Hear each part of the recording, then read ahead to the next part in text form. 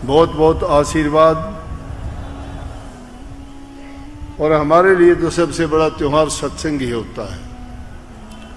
सत्संगियों का सबसे बड़ा मेला, सबसे बड़ा उत्सव और सबसे बड़ा त्योहार सत्संग है।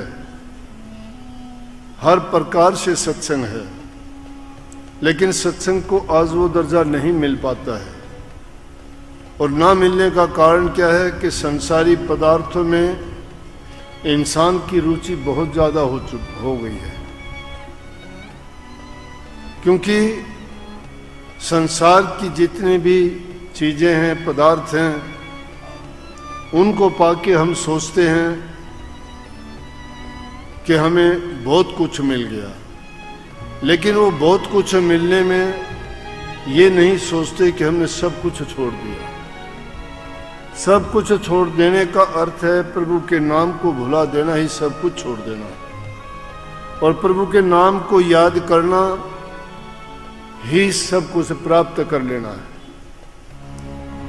सब कुछ छोड़ देना क्यों है कि संसार के जितने भी पदार्थ हैं, कितने भी आप इकट्ठे करो कि कभी भी इंसान की संतुष्टि नहीं होती।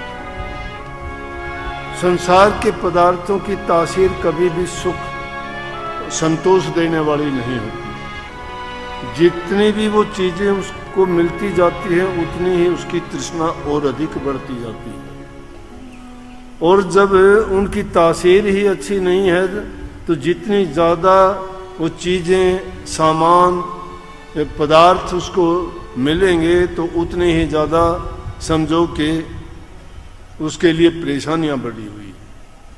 लेकिन इंसान का जब अपनी इच्छाओं पर काबू हो जाता है, संतोष आ जाता है, तो सारी चीज़ें उसको धूल के समान लगती हैं।